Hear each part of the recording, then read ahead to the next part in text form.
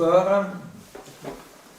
Bonsoir à ceux qui sont par Zoom et bonsoir à ceux et celles qui regarderont en différé. Mais j'étais en train de dire justement que pour les gens qui nous suivent en différé, avec Bastien, bon, on s'adapte à cette idée de que, bon voilà, il y a cette habitude maintenant de regarder plus à l'aise, etc. à la maison, mais ça n'empêche, si vous souhaitez participer, de notre part est un souhait que la plupart des gens qui nous suivent depuis longtemps puissent poser des questions ou des interventions, des commentaires. Pour cela, le plus pratique, donc, c'est de nous envoyer un mail au site du collectif Malgré Tout. Le site du collectif Malgré Tout, vous le trouvez facilement par Google, vous faites collectif Malgré Tout.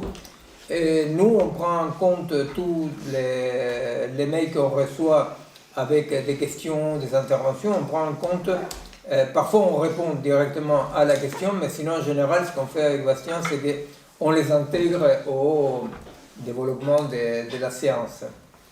Bien. Alors, il y avait une fausse annonce qu'Angélique devait encore intervenir aujourd'hui. Mais non. C'est la deuxième. C'est absolument. Alors, j'annonce plus. Un jour, elle va intervenir sur la pédagogie des compétences en rapport, effectivement, avec ce qu'on commence à développer cette année. Vous savez que cette année, notre objectif, c'est de développer ce qu'on appellerait une théorie de la situation. Non ? Alors, je vais restituer un tout petit peu la question de la théorie de la situation. On va revenir un tout petit peu à ce qu'on avait fait la dernière séance avant les grandes vacances, qui était un tout petit peu fixer l'émergence de la situation universelle, n'est-ce pas, ou l'universel comme la seule situation, à travers la révolution galiléenne. On va revenir un tout petit peu là-dessus. Je rappelle un tout petit peu que l'objectif d'élaborer, de comprendre une théorie de la situation réside dans le fait que historiquement nous sommes dans ces moments assez étendus dans le temps, mais quand même assez radical et soudain, ces moments dans lesquels on a assisté à la fin de ces cycles comme ça de la modernité, cette époque de l'homme, l'époque coloniale. Bon, il y a différents noms et prénoms pour cette période, qui est celle qui est connue comme la production de l'Anthropocène, c'est-à-dire celle dans laquelle l'action technologique humaine a modifié matériellement notre planète, etc. Bon. Ça, nous nous situons à ce moment-là. Nous avons dit que pour nous, la fin de la modernité ouvre une période qu'on appelait celle de la complexité, non pas comme théorie, mais comme une réalité matérielle. N'est-ce pas ? Alors, effectivement, aussi, on a beaucoup développé l'année dernière ces moments-là de crise de la modernité dans lesquels on a dit qu'il ne s'agit pas de la fin d'un récit, il s'agit matériellement, objectivement, d'un blocage de certains processus multiples et variés qui, à partir d'un certain moment, commencent à détruire plus de ce qu'ils produisent, n'est-ce pas, et finissent un cycle. Un autre point qu'on avait dit comme ça, pour rappeler un peu, permettre de développer aujourd'hui, on avait situé le fait que, en reprenant aujourd'hui un peu comme ça connu par tout le monde, les 4 ontologies des Scola, n'est-ce pas, c'est-à-dire 4 ontologies comme 4 modes d'être pour les cultures dans le monde, non, à travers les âges, à travers la géographie, qui sont bon, analogisme, totémisme, animisme et naturalisme, qui est la modernité. On a dit quelque chose qui n'est pas en détail, qui est que la seule que nous pouvons dater comme commençant plus ou moins une époque et remplissant un cycle et finissant, c'est la modernité. Et cette modernité ou ce naturalisme n'est pas l'invention de la nature comme... Et là, le naturalisme vient de l'effet de l'invention d'une catégorie, d'un ensemble qui est la nature, opposée au sujet humain, n'est-ce pas ? Mais on a dit que, effectivement, une des caractéristiques de cette époque de cette mode d'autoproduction du monde et qui va identifier l'objectif historique, l'objectif de l'existence même, par là arriver à un point de domination de la nature, bon c'est le dispositif cartésien, devenir maître possesseur, mais donc va identifier liberté à force, n'est-ce pas? La liberté et la domination, dominer la nature, dominer sa nature, et donc va identifier les concepts si engageants de liberté, non, à une pratique de domination. Eh bien, cette mode d'existence de la culture, de l'humanité, en étant le seul qui a eu comme objectif la force, paraît quand même un peu dans une sorte de fatalité, c'est condamné à la faiblesse. Non? C'est-à-dire que cette séparation, la séparation moderne, est une séparation effectivement entre force et faiblesse, et on doit avoir la force de dominer. Bon. Toutes les autres ontologies, on pourrait dire qu'elles cohabitent avec une négativité, avec une fragilité, en comprenant la fragilité comme ce qui se situe absolument au-delà des forces ou faiblesses, n'est-ce pas? La fragilité comme ce partage, comme ça, un peu du vivant, le partage du vivant. Justement, avant de venir ici, je devais faire une intervention pour une association très grande des familles d'handicapés, et c'est intéressant de voir comment la société moderne, la société comme ça de la performance, a comme ça mis dans un ghetto la fragilité, non? Il projette chez les handicapés la fragilité qu'elle veut refouler, en provoquant un tas de pratiques qui, au nom du bien, sont des pratiques qui sont d'un grand sadisme souvent, non? Pour tous ces gens-là qui ne sont pas comme on doit être. La fin de la crise, comme ça, de la modernité, cette crise terminale, nous laisse dans la division comme ça de deux mondes. Le monde de la modernité, le monde effectivement de la séparation, le monde dans lequel effectivement il y a ces dispositifs cartésiens avec une vérité universelle à dévoiler, et de l'autre côté la dispersion soit relativiste, soit archi-relativiste, relativiste dans le sens des relativismes culturels, mais archi-relativiste de l'individu. C'est-à-dire que d'un côté, on a le monde de la vérité à dévoiler, d'un l'autre côté, on a le monde de ce qu'on appelle la post-vérité. N'est-ce pas? C'est-à-dire, à chacun sa vérité, bref, il n'y a pas de vérité. Non? Alors, effectivement, dans le monde de la post-vérité, ou dans le monde, disons, de la dispersion hyper moderne, le dispositif anthropocentrique, que comme on a dit la dernière fois, mais on va revenir, le dispositif anthropocentrique ne veut pas dire que l'espèce humaine en tant qu'espèce était au centre de quoi que ce soit, n'est-ce pas? L'anthropocentrisme est un dispositif matériel, dynamique, etc., dans lequel il y a une place particulière pour l'humanité. Mais l'anthropocentrisme, c'est important quand même de tenir compte, contrairement à ce que le mot dit, ne met pas l'humanité au centre. Non, c'est pas que... voilà. Alors, ces mondes-là, la fin de cet anthropocentrisme laisse la place à une dispute entre qui va occuper les centres, quelle sera la figure qui va occuper ces centres-là. La figure qui aujourd'hui domine, qui a déjà vaincu, qui est là, est la figure du fonctionnement, le pur fonctionnement.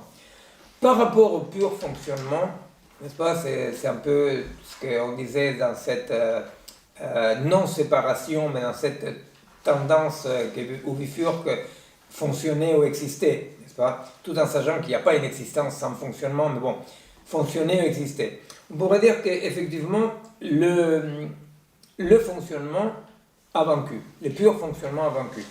Mais il est très difficile, il est très compliqué de c'est faire une idée de qu'est-ce que signifie ces paradigmes de pur fonctionnement. La dernière fois, je disais, la haute technologie, non, associée au néolibéralisme, cette haute technologie, nous devons la concevoir comme le fait Umberto Galimberti, non pas comme un instrument pour l'humain, mais nous devons comprendre que la nouvelle technologie a créé un monde. La dernière fois, on donnait même l'exemple de comment, à partir simplement de l'invention de la montre, n'est-ce pas, déjà il y a une modification du monde, n'est-ce pas, une modification de nous dans ce monde-là. Bon. Dans cette nouvelle maison, c'est pas non plus qu'on peut dire, par exemple, la haute technologie possède un degré d'autonomie très grande. C'est une image, mais une image un peu trompeuse. Parce qu'encore, on garde là la séparation dans laquelle il y aurait les humains et les vivants d'un côté et la haute technologie. Ce que nous devons essayer de comprendre vers quoi il faut aller, c'est comprendre que si l'hypothèse d'après laquelle l'haute technologie a déjà créé un monde différent, que nous avons déménagé vers ce monde différent, dans ce monde différent, tout est hybridation. C'est-à-dire qu'il n'y a pas un homme, une femme, un chien, une plante et la technologie en face. La maison, elle est créée avec une domination technologique, effectivement, mais cette domination technologique n'existe pas en face d'un vivant, homme, femme, animal, plante. Ces déménagements, il ne faut pas les comprendre comme un déménagement dans lequel nous restons même et on déménage. Vous savez, parce que ça on l'a travaillé d'autres années, que le propre d'un organisme vivant, d'un organisme tout court, mais d'un organisme vivant en particulier, et que l'organisme vivant reste même, c'est ce qu'on appelait un peu, de façon un peu barbare, la mémété, non, le caractère de rester même. Non, reste même parce qu'il change en permanence, il perd ses parties extensives et incorpore de nouvelles.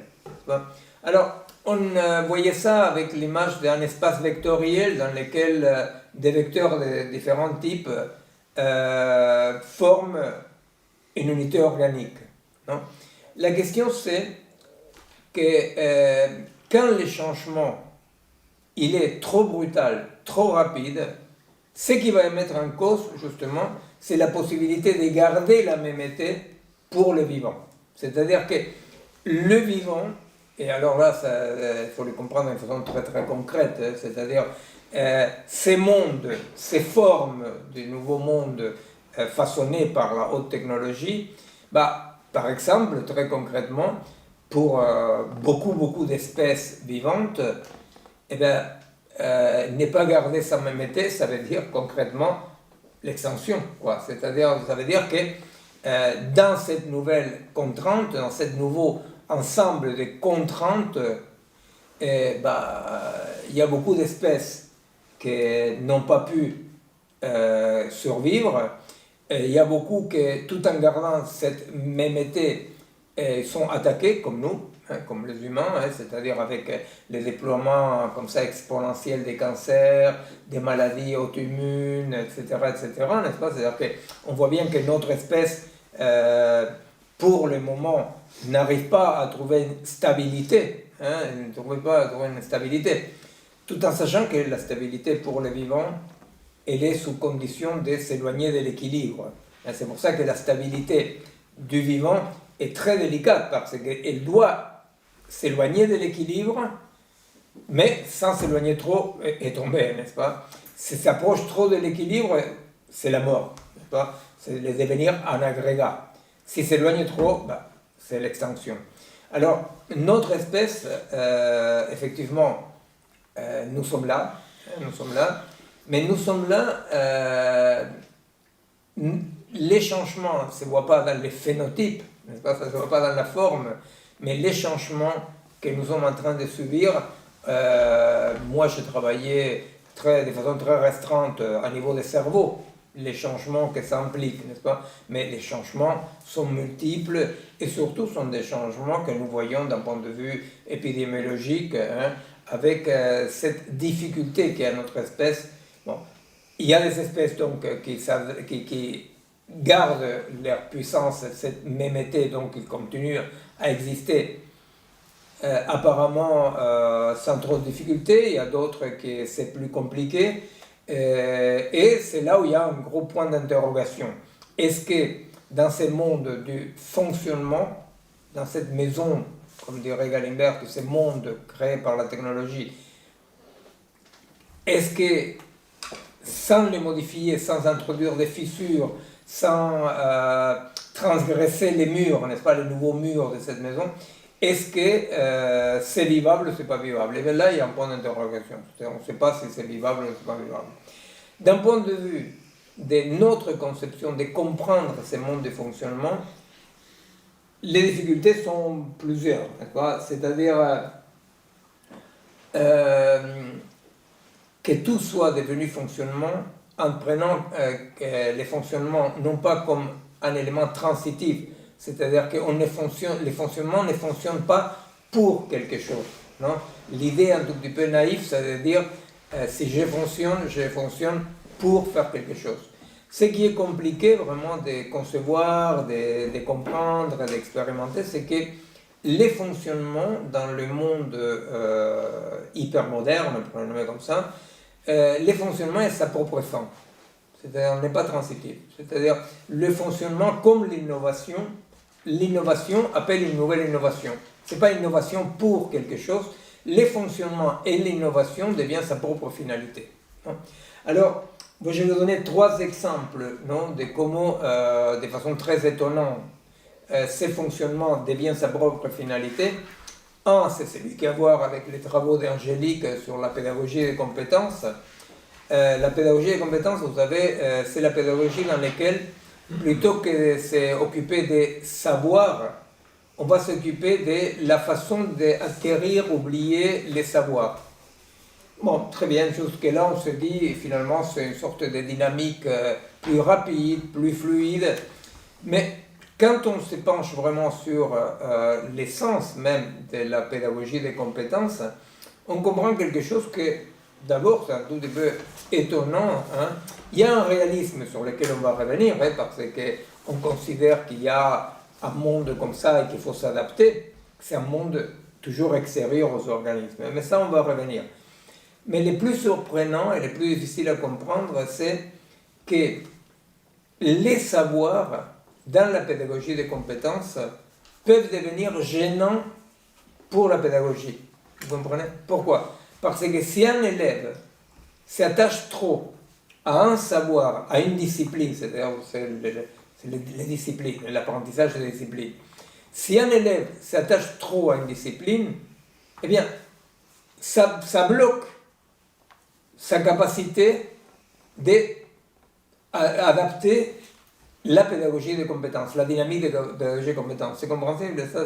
C'est-à-dire que la pédagogie des compétences, donc, finalement, c'est quelque chose que moi je trouve quand même, d'accord, compréhensible, mais difficile à incorporer, n'est-ce pas? C'est de dire, eh bien, dans la pédagogie des compétences, les disciplines sont secondaires par rapport à la dynamique. Angélique, elle va venir, un de ces 4, va vous raconter quand elle commence son bouquin L'école des compétences, elle raconte ça très clairement. Non? Elle dit qu'un jour, il y a un mec, un inspecteur, quand elle était encore enseignante au secondaire, il y a un mec qui vient, un inspecteur, pour voir comment appliquer la nouvelle pédagogie des compétences, et alors elle est en train de faire un cours de philosophie sur les religions. Non? Et alors, donc, elle explique la question de la religion, c'est toujours délicat, on est en France, expliquer philosophiquement la religion. Alors, les gens interviennent, plus ou moins, non? Et alors, elle finit de donner son cours, et les mecs lui disent, bon, qu'est-ce que tu penses de ton cours? Alors, elle dit, bon, mais voilà, elle parle parce que la religion, dans la culture, non, ça, c'est pas ça. Elle dit, bon, non, mais par exemple, c'est important d'expliquer, non. Et alors quoi? Alors il dit, tu vois, par exemple, celui-là, il est très inhibé. ça aurait été important qu'il parle. Et celui-là, il se sentait trop, il connaissait trop, il a parlé trop. Bon, bref, aux yeux étonnés d'Angélique, les mecs l'expliquent une dynamique vidée de tout contenu qui devenait l'objectif. Vous comprenez? L'objectif devenait une dynamique vidée de contenu. Bon, c'est quand même quelque chose. Aujourd'hui, il est dominant en France, en Italie. Il commence à avoir des résistances, n'est-ce pas? Il commence à avoir quand même, parce qu'au départ, vous voyez, quand vous lisez les énoncés comme ça des institutions européennes qui avancent ça, ils disent il faut apprendre à apprendre, apprendre à oublier ce qu'on a appris. Voilà. Et alors donc, par exemple, parmi les compétences, c'est savoir-être. C'est une compétence, savoir-être. Non? Bon, alors, le premier... Là, dans l'exemple que tu donnes, toutes ces compétences, in fine, elles servent à mieux travailler en entreprise. Je veux dire, elles sont transitives d'une certaine façon. Elles servent à mieux s'intégrer dans le monde de... Si. Elles sont transitives, oui et non, je dirais, parce qu'au fait, tu dois fonctionner pour fonctionner. Tu vois, pour fonctionner dans l'entreprise. Tu vois, c'est-à-dire que ça devient la finalité. C'est-à-dire que la finalité de l'étude, de l'enseignement, est fonctionner pour que tu puisses fonctionner. Ah oui, d'accord. Tu vois, c'est-à-dire, il y a une sorte de...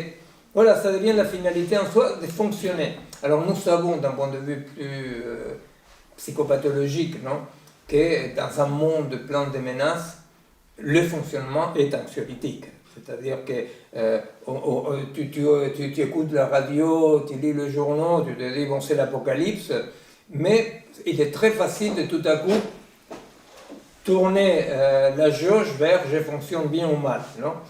Alors, le premier exemple que je vous donne, c'est celui-là. C'est quand même assez étonnant, de village. Non? Il y a une sorte de nihilisme là. Non? Le deuxième exemple, c'est l'exemple médical. Hein? Vous savez que dans la dispersion, quand on dit qu'au monde galiléen moderne de l'unité, non?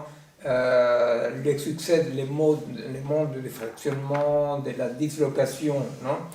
De la dispersion. Dans cette dispersion, ce qu'on appelle l'être humain, l'homme, non? Eh bien, lui non plus ne va pas garder l'unité. Non?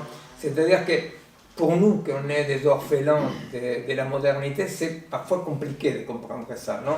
Dans la psychanalyse, il y a eu Deleuze, Guattari, il y a eu Janet, il y a eu des psys qui ont essayé de penser un modèle d'être humain dans une multiplicité. Mais c'était compliqué. Pourquoi? Parce qu'effectivement, la modernité fera un effort énorme de sa naissance jusqu'à la fin pour individuer l'humain, non? Individuer l'humain comme des unités fermées existantes. Non? Et alors, c'est même tout un effort, pour arriver à avoir un moi fort. Alors, toutes les questions qui va se poser la femme, l'homme de la modernité, c'est une question qui s'adresse à un moi englobant peut-être une multiplicité, mais une multiplicité une. Okay. Or, un des effets de justement la crise de la modernité est que même cette unité-là va exploser. C'est-à-dire qu'à vrai dire, il n'y a aucune unité qui tient. Il y a les fractionnements, la dispersion, elle est totale. Toutes les unités qui correspondaient à l'individuation moderne sautent. C'est-à-dire sautent dans une nouvelle réindividuation, effectivement. Mais cette nouvelle réindividuation, il n'y a aucune raison pour qu'ils gardent les unités de l'individuation antérieure, vous comprenez? C'est-à-dire, nous pouvons, en parlant comme Simondon d'individuation, on peut dire qu'effectivement, par exemple, dans l'animisme, l'individuation ne passe pas par une frontière humaine et autre chose, du tout. C'est-à-dire, dans l'animisme, la frontière passe entre ceux qui possèdent une âme, la chose, non, qui possède une âme, et la chose qui ne possède pas une âme, par exemple. Donc, ce n'est pas la première fois du tout que l'unité de l'être humain est fragmentée. Simplement, comme on est tellement formaté par cette vision d'une unité individuelle, moi égale à moi, etc., ça nous semble très étonnant. Pour comprendre ce qui arrive maintenant avec la fragmentation fonctionnaliste, c'est intéressant de voir que l'humanité a vécu toujours, sauf une petite période de la modernité, non, toujours elle a vécu avec des modes d'individuation, des modes d'individuation et d'unité, de formation d'unité, qui n'a jamais n'a recouvré des êtres humains et la nature et les animaux et les plantes. Non. C'est-à-dire les frontières de ce qui faisait une unité passaient par autre chose. C'est compréhensible ça, les frontières qui faisaient une unité passaient par autre chose. Bien, c'est ce qui est en train d'arriver maintenant. Ce qui est en train d'arriver maintenant, c'est qu'effectivement, l'unité individu qui était tous les modes d'existence de l'humanité pendant la modernité était l'unité individu. Eh bien, cette unité-là, aujourd'hui, elle est fragmentée. Cette fragmentation, dans la médecine, par exemple, aussi offre un exemple, pour moi, parmi les trois que je vais donner, un exemple paradoxal pour nous, une fois encore, les orphelins de la modernité. Pourquoi? Parce que on va voir notre tout-vivre. Si le tout-vivre, il est jeune, formé, et plein d'appareils, et la première surprise, mais c'est quelque chose que tout le monde a expérimenté ça, sauf les chanceux que ça fait longtemps qu'ils ne vont pas chez le tout-vivre, mais tout le monde a expérimenté ça, et vous verrez, c'est une sorte de témoignage, comme la lettre volée, vous savez, d'Edgar Allan Poe. Il est là, et comme il est là, tellement visible, personne ne la voit. Eh bien, tout le monde a expérimenté qu'on va voir les tout-vivres, et les tout-vivres presque ne vous regardent pas.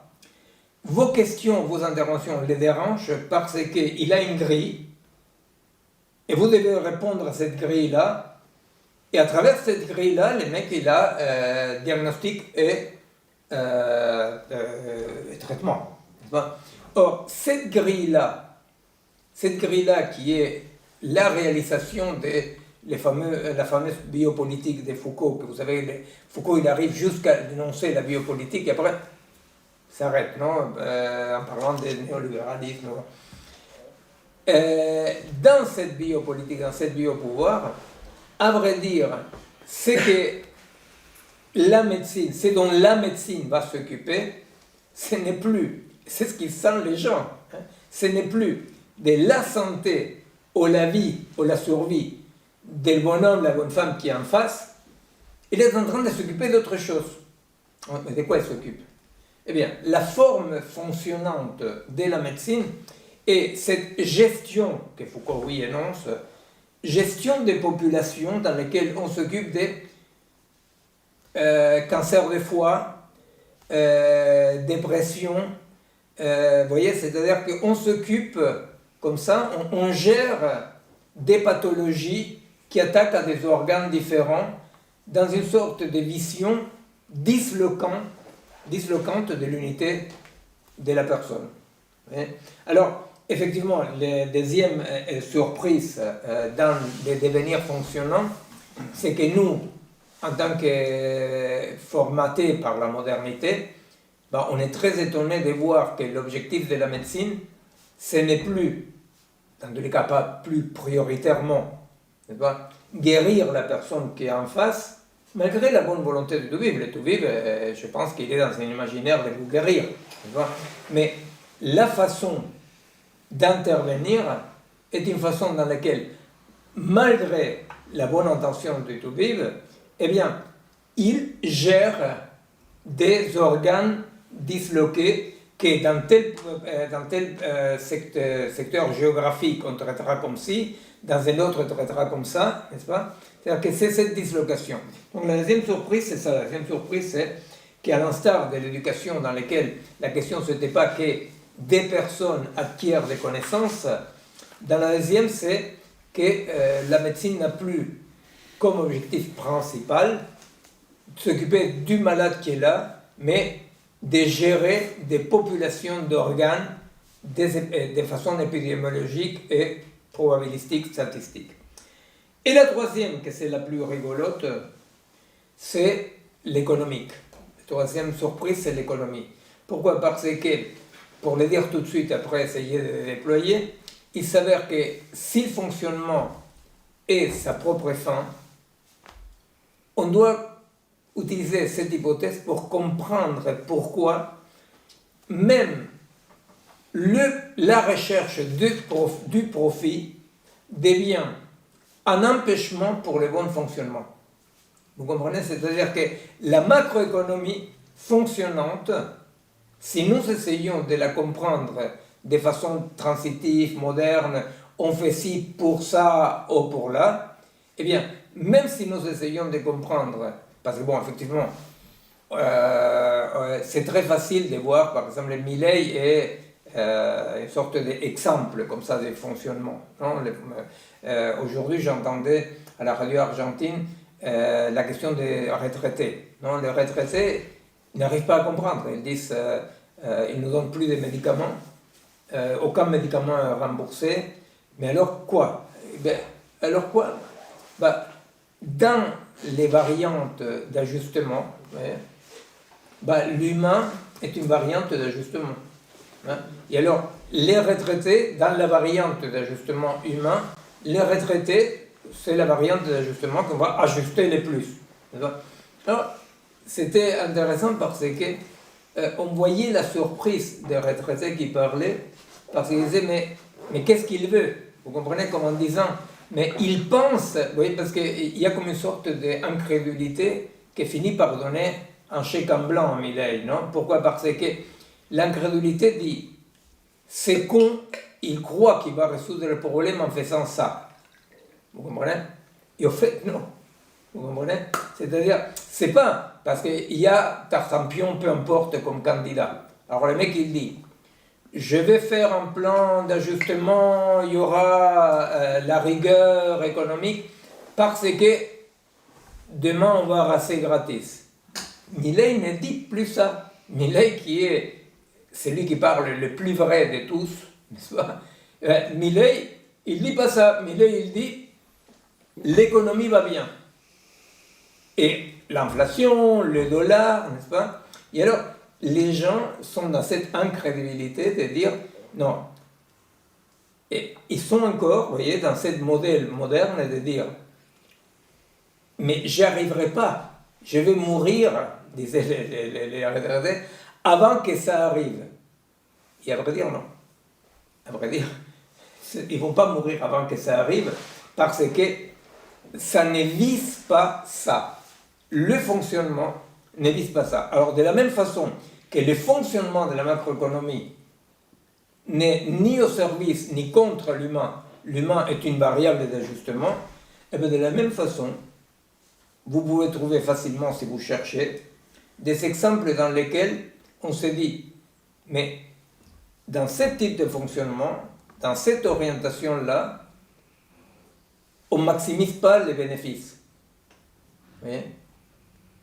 Eh bien, parce qu'effectivement, même les bénéfices n'est pas l'objectif du fonctionnement. Les fonctionnements a comme objectif les fonctionnements malgré les bénéfices. Vous voyez? Et alors, qui dit ça? Ce n'est pas les retraités qui n'ont pas à manger, ils le disent les industriels. Ils disent, mais ils ne voient pas. Vous voyez, ils disent, on ne voit pas. Alors, pareil, ils restent dans l'idée, ils s'égourent. On n'arriverait pas à là. Et moi, je pense que c'est là où il y a les changements de paradigme et la difficulté à penser, de voir qu'effectivement, on doit prendre très au sérieux l'hypothèse d'après laquelle les fonctionnements et sa propre finalité, parce que du coup, il y a une certaine compréhension de ce qui apparaît d'une irrationalité totale. Non? Alors, pour irrationnel, oui, effectivement, il y a un côté absolument barjot de Milley, qui n'est pas du tout un accident. Hein. C'est-à-dire, moi, je pense que les côtés non viables du pur fonctionnement va de pair avec, vous voyez, c'est le refoulé, les retours des refoulés, c'est-à-dire tous les côtés humains, de vie, de la culture, qui sont écrasés par le pur fonctionnement, en étant non viables, hein, provoque une violence, une grossièreté, un style de gouvernement, qui est un style de gouvernement qui aujourd'hui est en train de devenir un tout petit peu assez commun, hein, avec Trump, Bolsonaro, l'Hongrois là, c'est-à-dire ces modes de fonctionnement dans lesquels il y a un fonctionnement, et parallèlement on voit un fonctionnement froid, absolument froid, et parallèlement une folie, une grossièreté, une violence qui se développe, non? Qui, à mon avis, n'est pas un accident, c'est l'envers et le revers de la médaille. Alors, dans cette nouvelle, dans cette dispersion, ce qui fait unité, la nouvelle unité, disons, la nouvelle individuation, est une individuation fonctionnaliste, purement fonctionnaliste. C'est-à-dire qu'on a... voilà. Alors, nous, quand on parle de théorie de la situation, nous disons, entre le monde de l'universel, de la vérité, du progrès, de l'historicisme, n'est-ce pas, de l'humanisme, entre ces mondes-là, comme on disait Couche, le monde del ser, hein, avec cette unification, et la dispersion, nous disons, la seule façon de pouvoir penser et agir dans la complexité, c'est effectivement une théorie de la situation, parce que notre hypothèse est que si nous comprenons à quoi on appelle situation, et ça sera ce qu'on va développer, n'est-ce pas, eh bien, c'est simplement à travers des situations territorialisées, locales, organiques, qu'on peut éviter de tomber soit dans la tentation d'une nouvelle unification, et vous savez, la tentation d'une nouvelle unification aujourd'hui vient par certains fanatismes religieux, par certaines folies, n'est-ce pas, ou ça existe, par cette tentation-là, ou dans la post-vérité, comme ça, cette post-modernité nihiliste des pur fonctionnement. Alors, pour cela, moi je vais revenir un tout petit peu à l'exemple de l'émergence comme ça scientifique de cette modernité. Vous savez que l'énoncé de Galilée, nous citions comme ça symboliquement Galilée, l'émergence, la mise en forme de cette modernité, non, avec l'idée de la mathésis universelle. Vous savez que Galilée, il écrit clairement que pour connaître, nous devons abandonner les sensibles. Hein? Et je pense qu'il faut tenir en compte cet énoncé-là, parce que c'est fondamental. C'est-à-dire, pour connaître, nous devons abandonner les sensibles. Ça, c'est tout à fait compréhensible si on pense quand même que dans la mathésis universelle, dans les rapports sujet de la connaissance, les chercheurs, la personne qui connaît, doit s'extraire de l'objet connu. C'est-à-dire que là-dedans, on est avec Galilée dans une version scientifique des dispositifs cartésiens. Il y a un sujet extrait du monde. Pour Galilée, voilà, pour connaître, nous devons abandonner le sensible.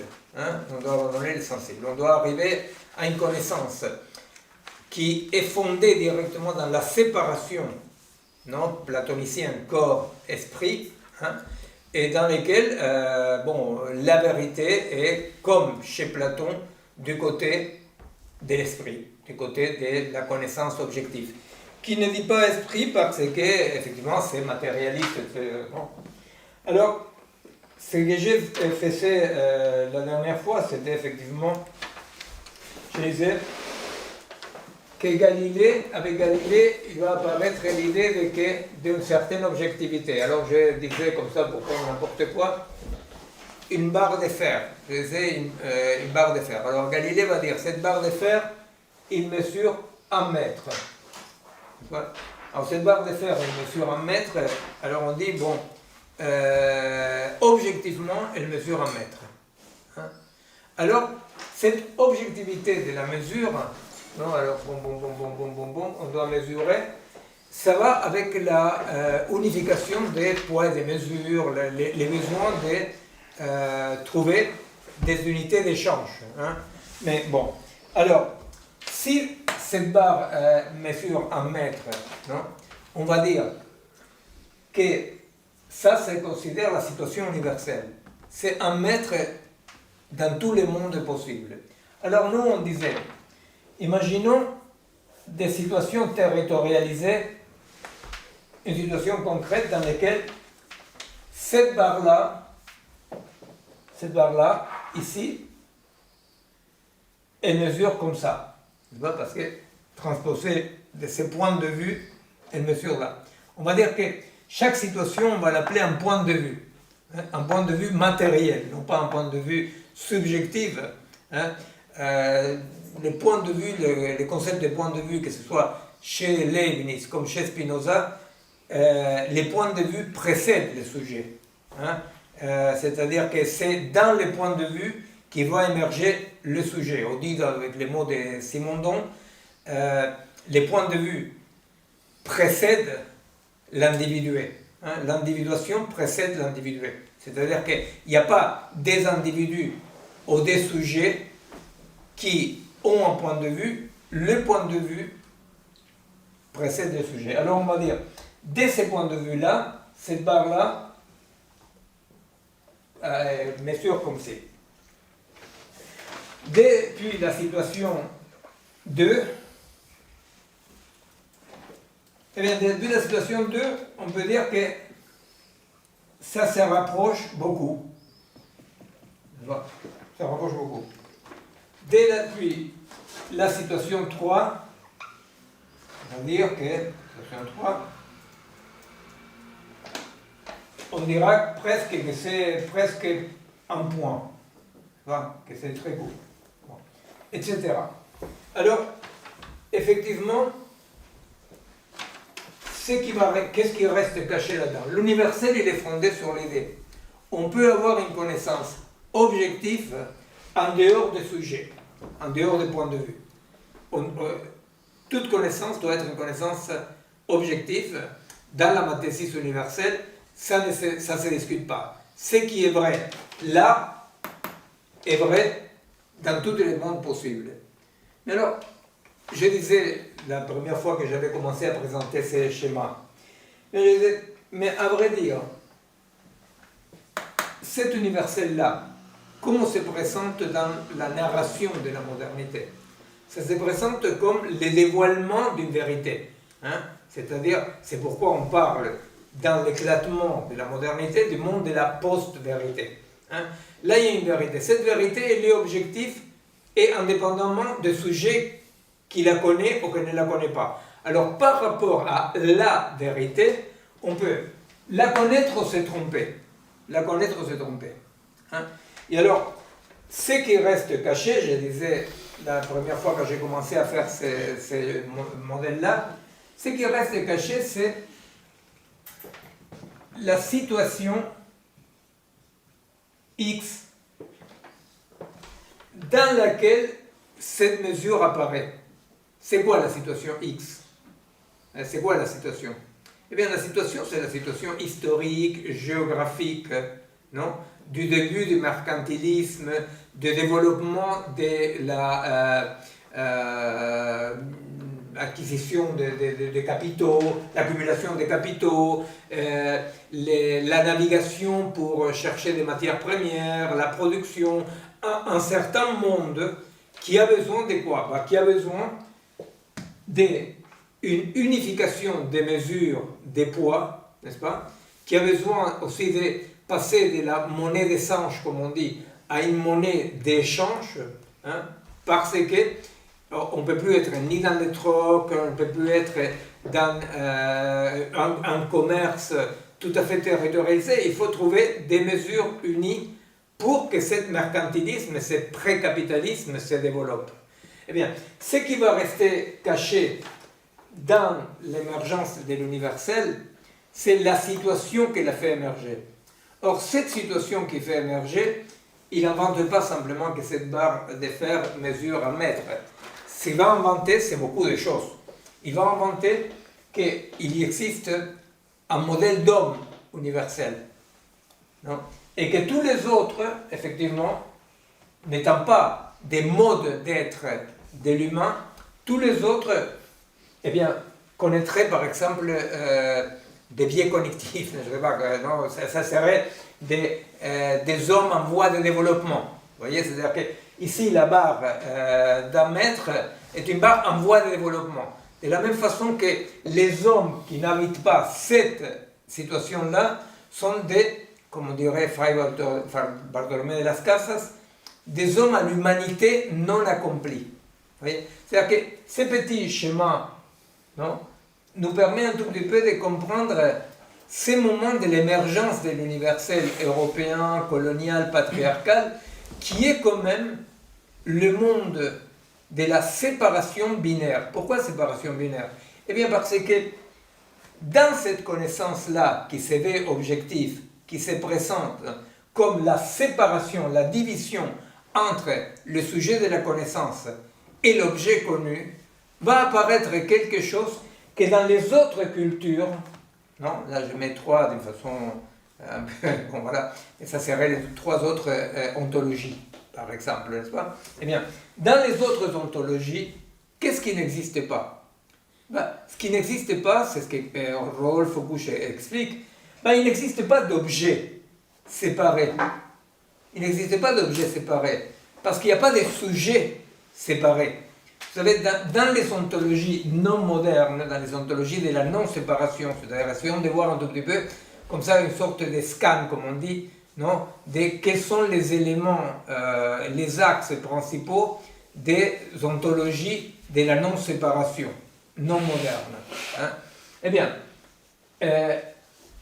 on peut dire, comme il n'y a pas de sujet séparé, il n'y a pas d'objet. Et alors, Busch, il va nommer la ville, il nomme la ville comme le monde moderne, il l'assimile à la ville, il va dire l'homme de la ville a d'objets. Il appelle même la cour aux objets, c'est-à-dire il y a plein d'objets. Et il est noyé des objets, des couches, et il va dire il est tellement noyé des objets que, inévitablement, lui aussi sera réifié, il deviendra un objet parmi les objets. Non? Mais par exemple, dans les autres ontologies, il n'y a pas d'objet d'art. Hein? Ça n'existe pas. Vous savez, quand on dit un musée en Afrique, un musée dans la nation quechua ou mapuche, il ne peut pas avoir de musée d'art. Pourquoi? Eh bien parce que l'art, non, percevoir un objet d'art séparé des objets d'utilisation, eh bien, c'est encore une conséquence de la séparation binaire. N'est-ce pas? Alors bon, on sait très bien aussi qu'il y a un binarisme très accentué entre les masculins et les féminins. Il y a une production du féminin, une production du masculin comme absolument séparées. Alors, juste un détail pour celles qui connaissent Descola. Hein. C'est-à-dire quand Descola va expliquer qu'il y a des continuités et discontinuités dans toutes les ontologies, continuité ou discontinuité ne veut pas dire séparation binaire. Continuité ou discontinuité, ça veut dire par exemple que dans l'animisme, il y a une continuité de l'esprit et une discontinuité de la forme matérielle, par exemple, vous voyez? C'est-à-dire qu'il y a tout un régime de continuité et discontinuité que je vous laisse découvrir dans Par-delà nature et culture, mais effectivement, il n'y a pas de culture sans taxinomie qui divise, qui se fonde sur qu'est-ce qui est continu, qu'est-ce qui est discontinu, n'est-ce pas? Même quand on dit qu'il n'y a pas d'humanité dans les autres 3 ontologies. Quand on dit qu'il n'y a pas d'humanité, c'est parce qu'effectivement, l'humanité ne constitue pas une unité en discontinuité avec les autres éléments. Les discontinuités dans les autres ontologies sont fondées sur autre chose qu'humain, non humain, par exemple. Donc Descola il dit que ce schéma binaire est un schéma partagé par toutes les ontologies, Par contre, la nôtre est la seule à avoir mis à une séparation ontologique radicale dans ces séparations-là. Effectivement, c'est pour ça qu'il emploie le terme de continuité, de discontinuité pour l'animisme, le totémisme, ou en tout cas les trois autres ontologies que le naturalisme. Alors, effectivement, nous devons tenir compte de quelque chose qui va nous revenir sur la tête à la crise de l'universel occidental. Il faut se rappeler la condition de la connaissance que va donner Galilée en suivant Descartes, qui est abandonner les sensibles. Non? Le dispositif colonial va placer les sensibles dans les autres cultures, en disant ils ne peuvent pas connaître parce qu'ils sont trop proches du sensible. C'est-à-dire qu'ils sont empêchés de connaître. Ils sont empêchés de connaître parce que la sensibilité va contre l'objectivité. Mais quelle objectivité? Eh bien, parce que l'objectivité dans le monde colonial universaliste, eh bien, elle est assimilée à la mesurabilité. C'est mesurable quantitativement. Si c'est mesurable, c'est objectif. Alors, le mouvement colonial consiste très clairement dans l'introduction par la force de cet universel qui va considérer qu'il y a une vérité, tout le monde tend avec cette vérité, c'est l'historicisme, n'est-ce pas? C'est l'historicisme, la téléologie, c'est-à-dire si nous sommes tous humains, s'il y a une vérité universelle, eh bien, nous sommes tous à nous mesurer par rapport à notre distance ou proximité à cette vérité universelle. Voilà. Alors, effectivement, quand nous voyons ces dispositifs, nous pouvons aussi dire qu'est-ce qui se passe une fois que, tout à coup, cette situation-là universelle, cette situation qui se met centrale, etc., perd sa centralité. Qu'est-ce qui se passe quand la société occidentale se trouve en crise? La première chose qui va se passer, c'est que la société occidentale, les naturalismes, l'humanisme, etc., il va devenir un mode parmi les autres. Il devient un mode parmi les autres. Mais ça, c'est un peu compliqué. Vous voyez, c'est un peu compliqué parce que ces modes-là, et les modes qui s'appellent universels. Alors, ce mode-là universel est un mode parmi les autres. Et c'est là où nous voyons l'ouverture vers l'autre. Donc, si ça c'est l'universel, on pourrait dire beaucoup d'autres choses pour préciser ces mondes binaires, etc. Mais disons, pour revenir un peu plus tard. La crise du monde universel, du monde de la vérité, etc., effectivement, va procéder à une rupture de cette unité qui correspond, vous savez, dans cet exemple que donne Hegel dans son bouquin La raison dans l'histoire, il y a un chapitre qui s'appelle La ruse de l'histoire, et c'est très intéressant parce qu'il va dire que les individus, non, sans le savoir, je crois que la phrase de Hegel c'est en vaquant à leur activité, non, en vaquant à leur activité, les individus ignorent qu'ils servent un objectif commun. Vous voyez? C'est-à-dire, c'est un chemin très clairement hegelien qui fait Hegel dans la ruse de l'histoire. C'est quoi la ruse de l'histoire? La ruse de l'histoire, c'est que personne n'a besoin et personne n'a accès à cette conscience universelle. Non, c'est la base de la téléologie, c'est-à-dire du futur, de ce qui n'existe pas encore, ordonne ce qui existe aujourd'hui. Non? Alors, ce qu'il va dire Hegel, c'est les individus vaquant à leur activité, tout égoïste, tout centré sur leur intérêt, ignorent servir un projet commun. Eh bien, la fin de la modernité, la crise de la modernité, la fin de cette idée de la téléologie, eh bien, la fin de cette idée de la téléologie qu'est-ce qu'il fait? Il dit, les individus vacants à leur activité égoïste, vaquent à leur activité égoïste. Vous comprenez? C'est-à-dire que si nous devons finir la phrase, actualiser la phrase de Hegel, on dirait les individus vacants à leur activité égoïste en suivant leur intérêt personnel, vaquent à leur activité égoïste en servant leur intérêt personnel. Vous comprenez? C'est la dispersion. Bon, cette dispersion, nous avons dit avant, c'est une dispersion qui, en plus, implique aussi une dispersion, aussi une dislocation de l'individu lui-même, puisque l'individu de la modernité est aussi une construction. Eh bien, dans les dispositifs modernes, la téléologie occupe un rôle principal. Pourquoi? Parce que l'historicisme, la téléologie. Pourquoi?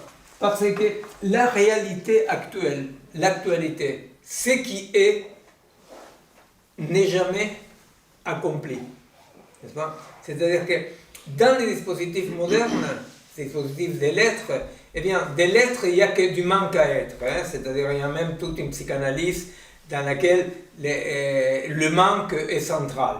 Non?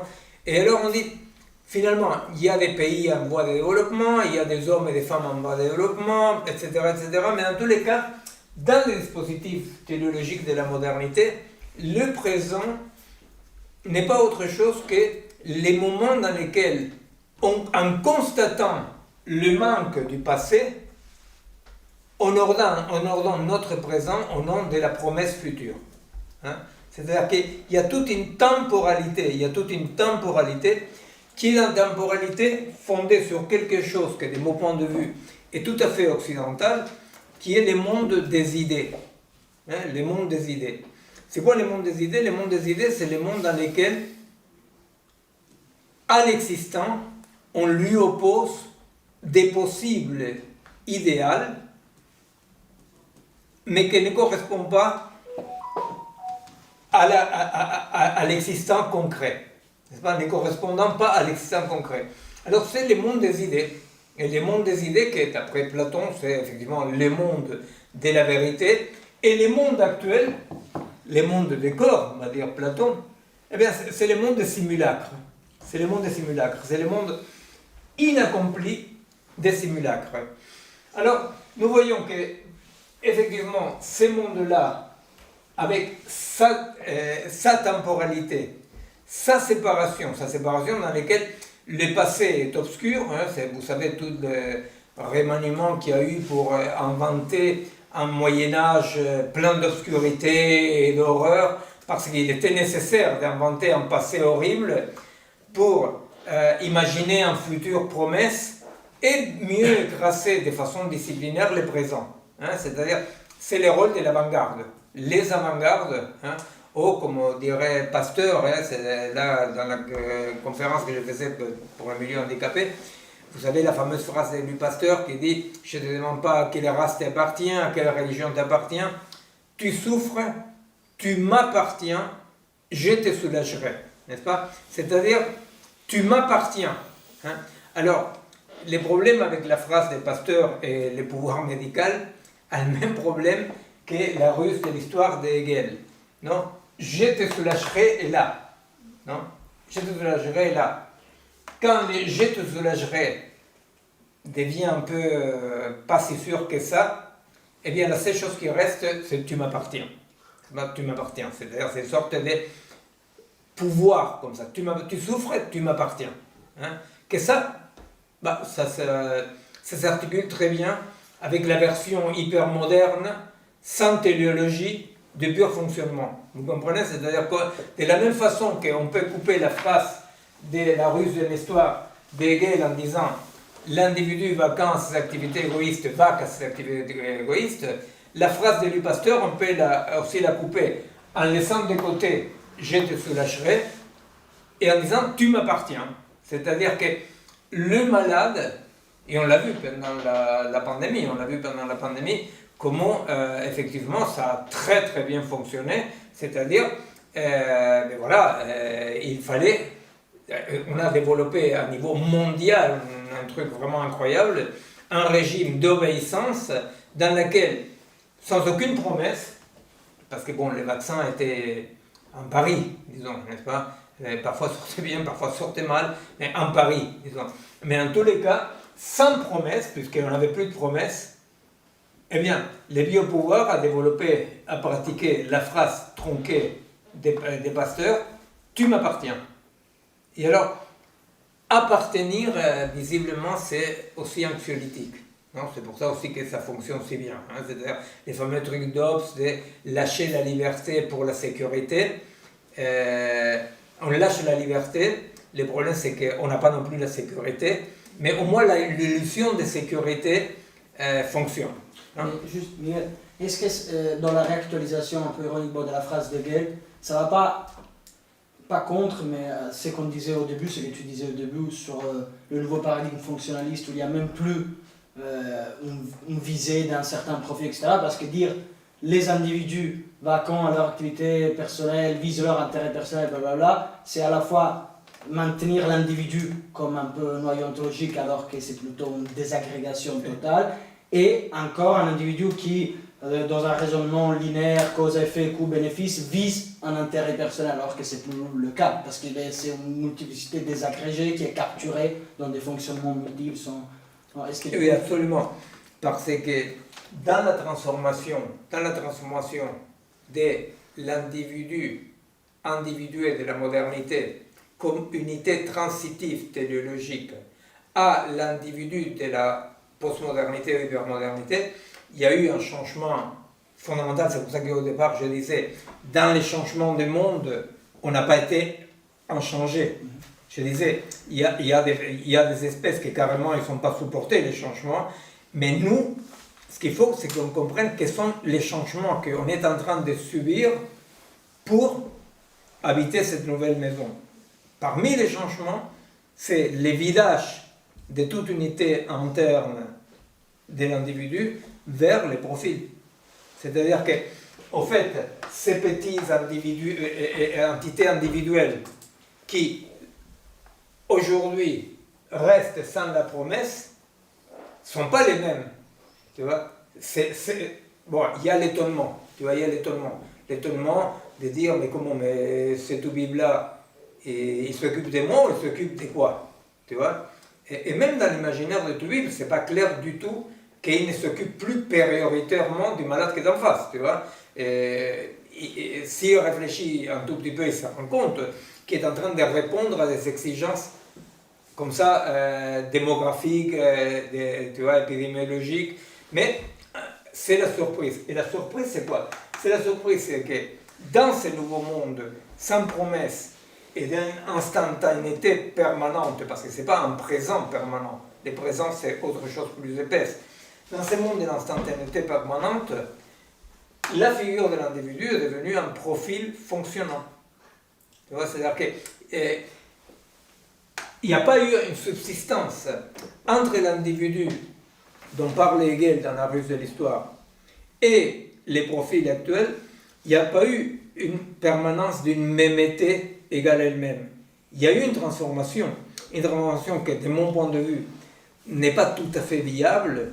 Hein, c'est compliqué, pour la vie c'est un peu compliqué, on ne sait pas ce qui va se passer, mais en tous les cas, il y a eu une transformation fondamentale dans l'effet du vidage et le remplacement de l'idée de la promesse par l'adhésion à un fonctionnement dans lequel ce qu'on a continué à appeler l'individu, eh bien, va se auto-évaluer en permanence par rapport au fonctionnement, sans se rendre compte que l'évaluation de soi-même, d'un point de vue performance, est le mécanisme de vidage de soi-même.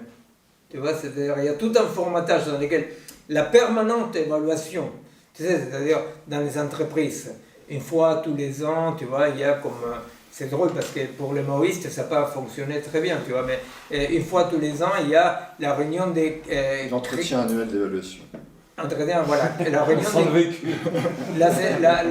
la réunion des critiques autocritiques, tu vois, alors, chez les maoïstes, la critique autocritique, tu devais tu devais t'autocritiquer, tu devais trouver quelque chose d'autocritique et pour attendre à critiquer à l'autre, tu vois, il y avait quand même quelque chose qui résistait, non? Il y avait quelque chose qui résistait, qui a rendu pas viable ces projets-là. Par contre, dans l'idéal de fonctionnement, c'est fantastique parce que ce qu'aucun commissaire politique a réussi à faire en voulant formater de l'extérieur les individus, eh bien, le formatage panoptique, devenir profil, a fait qu'il y a une adhésion à ça. C'est-à-dire, c'est quelque chose que, je sais pas, n'importe qui a le malheur de travailler dans une entreprise connaît. C'est-à-dire qu'effectivement, il y a une adhésion à ça. Il y a une adhésion de dire, mais est-ce que je fonctionne bien ou mal? Vous voyez, c'est-à-dire qu'il y a quelque chose qui est devenu un idéal panoptique, hein, dans cette dislocation dans laquelle, vous voyez, parce que par exemple, est-ce que je regarde avec concupiscence, est-ce que je regarde avec concupiscence ma voisine, n'est-ce pas? Ça, c'est pas très bien. Alors on sait que c'est pas très bien, il faut dire que oui, que non, voilà. Par contre, mais est-ce que je fonctionne bien ou je fonctionne pas bien? C'est dingue à quel point, effectivement, à pénétrer, à formater, non? Pour répondre à ta question sur la question de l'intransitivité ou la transitivité des compétences dans le travail, la grande nouvelle frontière aujourd'hui pour le nouveau management, c'est de rendre le travail une activité intransitive. Toute la rhétorique autour du bien-être, du bonheur au travail repose sur cette quête-là. C'est-à-dire faire du travail, faire de l'épanouissement au travail, un objectif en soi. Et aujourd'hui, tout le management est basé là-dessus, c'est-à-dire le travail comme une source d'épanouissement au-delà de tout sens et de tout contenu. Et c'est dans ce sens-là où même la question du bonheur devient une compétence. C'est-à-dire qu'aujourd'hui, on accompagne les salariés pour les rendre compétents au bonheur au travail. Et c'est vrai que si on reconnaît parfois une forme de dissonance entre la réalité du travail et la capacité du salarié à s'épanouir au travail, en réalité, la plupart du temps, on essaie de lui faire comprendre comment il va trouver l'épanouissement dans le travail, au-delà, encore une fois, de tout contenu. C'est ça qui est absolument incroyable aujourd'hui dans tout le débat sur la qualité de vie, les conditions de travail. C'est un débat qui laisse absolument de côté aujourd'hui le contenu du travail, le sens même du travail. C'est l'environnement de travail, c'est effectivement toute cette rhétorique-là qui aujourd'hui parle de tout sauf du travail. Ouais, cette domination du fonctionnement est vraiment la lettre volée d'Edgar Allan Poe. Et il est là et c'est pour ça qu'on ne la voit pas. Il suffit de se dire, on a tous le malheur d'avoir quelqu'un qu'on connaît, de la famille ou autre, qui est dans une école de commerce. Eh bien, je comprends qu'avoir un fils drogué, c'est malheureux, mais avoir un fils à l'école de commerce, c'est pas mieux. Quoi. Bon. Et alors donc, on dit, dites-moi, une fois que vous avez connu quelqu'un qui est dans une école de commerce, quelle qu'elle soit, qui a une affinité élective avec une industrie concrète. Pas du tout. C'est-à-dire, c'est le pur fonctionnement. C'est-à-dire, tu vas à l'école des commerces pour faire fonctionner les fonctionnements où que ce soit. Non? Et même dans les milieux associatifs, un peu alternatifs, de temps en temps, plop, on hérite d'un HEC repenti qui arrive et il nous aide à faire fonctionner notre collectif jusqu'à ce qu'on dit attends, mais nous on a un objectif, c'est pas simplement fonctionner bien. Hein. Alors, vous voyez, c'est la lettre volée d'Edgar Allan Poe, c'est-à-dire cette déritualisation dans laquelle la mesure du fonctionnement prend la place des rites. C'est pour ça que je disais aussi que la grossièreté, la promiscuité, cette violence comme ça, est inhérente au monde fonctionnant, parce que le monde fonctionnant, il est très froid, mais il est tout à fait déritualisé, parce que, vous imaginez, si vouloir éduquer quelqu'un, ça bloque les systèmes, avoir un rapport ritualisé social, ça bloque le système. Vous savez, il y avait une annonce d'emploi où je voyais les compétences du manager. C'est incroyable aujourd'hui ce qu'on leur demande, les managers. Hein, plus personne ne veut être manager, mais par exemple, dans ces compétences-là, il y avait la capacité à créer des rituels. C'est-à-dire que même ce qui échappait encore avant, c'est-à-dire ce qui se faisait à l'ombre, c'est-à-dire tous ces mécanismes de solidarité, d'entraide, de critique aussi, voilà, qui permettaient aux salariés de résister et aussi collectivement de créer, de donner du sens, je dirais un sens en contrebande. Hein, voilà. Aujourd'hui, même l'entreprise, c'est-à-dire quand on dit aux entreprises « Ah, elles s'intéressent au sens du travail », mais quelle horreur que les entreprises s'intéressent au sens du travail. C'est le dernier effort justement pour détruire ce qui restait encore de possibilités d'une construction d'un sens qui échappait au regard de la direction et du patron. Et donc aujourd'hui, on demande effectivement aux managers de créer des rituels, d'une manière d'artefactualiser les rituels, de les maîtriser, de les coordonner avec, encore une fois, l'idée d'apporter ce fameux bien-être. Alors, juste pour si quelqu'un était distrait, ici ou après à différer, vous comprenez que créer des rituels, c'est quand même une aberration, parce que ce sont les rites qui nous créent. C'est-à-dire, nous devons mettre anthropologiquement les rituels de côté des points de vue matériels. C'est-à-dire qu'on n'a pas les rites qu'on veut. On a les rites que, territorialisés où nous sommes, nous composent. Vous comprenez? C'est-à-dire que c'est pour ça que c'est les combles du constructivisme postmoderne de dire on va construire des rites. Vous voyez, c'est ce qu'on appelle cette barbarie qu'on appelle la culture de l'entreprise, la philosophie de l'entreprise. Quelle culture d'entreprise? Comment on va créer une culture dans l'entreprise? Alors c'est quoi cette culture? Parce que et là on voit la destruction et cette fragmentation permanente des mondes fonctionnants de l'hypermodernité, n'est-ce pas? C'est-à-dire, si la culture était quelque chose que tu pouvais la créer en entreprise, alors là, effectivement, plus déterritorialisé que ça, c'est pas possible. Pourtant, on sent, même si on prend un profil HEC, vraiment quelqu'un qui est bien formé, il y a toujours quelque chose qui résiste. On peut même trouver chez quelqu'un, ou même quand on fait un entretien annuel, on essaye de bien fonctionner, mais on sent, peut-être ce que Graeber a vu, que dans les bullshit jobs, il y a quand même un souci quelque part. Et on voit aussi les gens dire ah ben, on est mal, même si la RH a mis des tables de ping-pong, on n'est pas mieux. Si, malheureusement, c'est la part qui résiste, qu'est-ce qu'on en fait? Si, alors si tu veux, le problème, c'est que malheureusement, ceux qui résistent en souffrance. Tu vois, en souffrance dans le deux sens français, tu vois, d'attente et de souffrir, tu vois. Et ça parce que, pour le moment, on n'est pas capable de créer une culture, une image, une esthétique, je voulais dire plutôt. On n'est pas capable de créer une esthétique, n'émerge pas, pour dire comme ça, parce qu'on ne la crée pas non plus. Il n'existe pas, n'émerge pas une esthétique alternative d'une transgression qui ne soit pas une perversion. Tu vois? Une transgression qui ne soit pas une perversion, ça veut dire quoi? Je me souviens un jour, Alain Badiou m'avait dit un truc qui m'avait beaucoup étonné.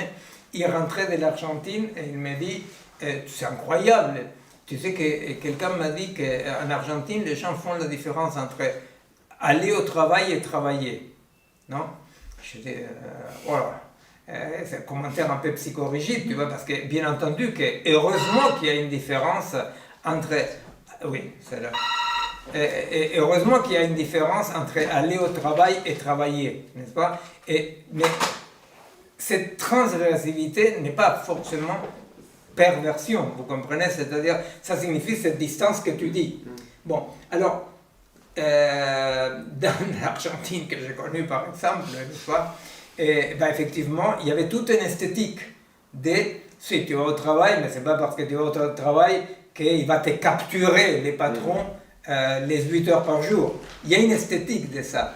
Aujourd'hui, la seule place, le seul espace qui existe pour celui qui essaye d'exister en faisant semblant de fonctionner, c'est pathologique, quoi.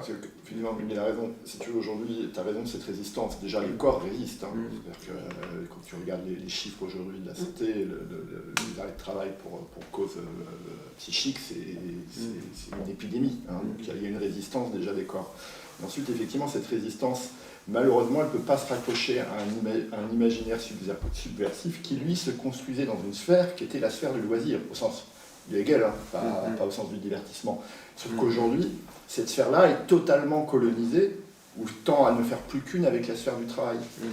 Et c'est ça aussi, c'est la capacité à construire un imaginaire qui va faire que dans la résistance, il y a autre chose que de la souffrance ou de la négativité qui s'exprime. C'est que malheureusement, elle ne peut pas aller chercher cet imaginaire qui lui-même est pris dans la logique de la performance, tout ce que je fais, y compris aller au théâtre, nourrit un CV, nourrit des compétences sociales, des compétences de devoir, etc. Ou le jeu, même on parle de jeu dans l'entreprise, ou même j'ai vu, il faut inculquer des valeurs anarchistes aux employés. Enfin, on va faire des ateliers anarchistes. On arrive vraiment à des trucs. Non, c'est beau. Après, c'est très drôle parce que ce qui m'est arrivé hier, c'est que j'ai eu 3 mails d'une Colombienne et 2 Argentines qui m'ont dit qu'ils avaient vu dans une fiche Wikipédia, que c'est pas moi qui l'ai fait, mais qui existe là, c'est les éditeurs, quoi. Il a vu que c'était horrible parce que j'étais des côtés de Milei. Je sais comment je suis des côtés de Milei. Oui, parce que c'est marqué que j'appartiens à la mouvance libertaire. Et alors, c'est ce que tu dis, tu vois, ils nous ont volé les mots, tu vois. Alors j'ai demandé à Bastien, qui s'y connaît, de mettre dans la tradition historique anarchiste. Tu vois, parce qu'effectivement, tu vois, c'est une sorte de piège absolu. Tu vois, il y a là, atelier anarchiste, ça veut dire qu'il n'y a pas de pouvoir. Mais pire encore, parce que c'est les panoptiques bouffées, tu vois, c'est-à-dire, c'est ce que Bentham raconte très clairement, tu peux libérer les mecs une fois qu'ils savent aller les miradors. C'est l'entreprise libérale. Une fois qu'ils ont avalé les miradors, tu vois, c'est-à-dire l'objectif. Tu t'es avalé les règles du management. Voilà, bien sûr. c'est-à-dire c'est les trucs pénitentiaires des Kafka, tu vois, voilà, la loi imprimée dans les corps, tu vois. Quand tu as la loi dans la tête, tu as le mirador dans la tête, tu peux sortir, de toute façon, tu es ton propre flic, non? Bah, c'est quand même un triomphe du panoptique dans ce sens-là, parce que c'est très pervers de dire aux gens faites un atelier anarchiste. Tu dois être tellement convaincu que tu as gagné. Moi, c'est un truc mais archi triste. Un jour que j'avais entendu la radio, un ours que ça faisait je ne sais pas combien d'années qu'il vivait dans une cage toute petite en Chine. Finalement, en Chine est arrivée la question des protections des animaux. Ils ont enlevé la cage à l'ours. Qu'est-ce qui se passait? Mais l'ours, il marchait exactement dans le périmètre de la cage. Et alors, dans l'atelier anarchiste, viens avec des jeans, dis salut à ton patron, on est comme l'ours qu'on a enlevé la cage et il ne dépassait jamais le périmètre de la cage. C'est gay. Alors, on va avancer un tout petit peu parce que, effectivement, qu'est-ce qu'on peut dire aussi des différences? La différence, donc là, si la mesure remplace le rite, la mesure, elle est universelle. La mesure doit être universelle. Alors donc, chaque situation, là, en parlant pas d'ontologie, mais situation territorialisée en général, quelle qu'elle soit, dans chaque situation, je dois mesurer quoi? Je dois mesurer l'écart qui sépare ma barre de la barre universelle, vous comprenez? C'est-à-dire que si la mesure est universelle, et la science est dit, la science est universelle, alors la science est universelle. Alors, si la science, si les connaissances scientifiques sont universelles, apparemment, il ne me reste plus qu'à mesurer la distance qui me sépare de l'universel. Bon.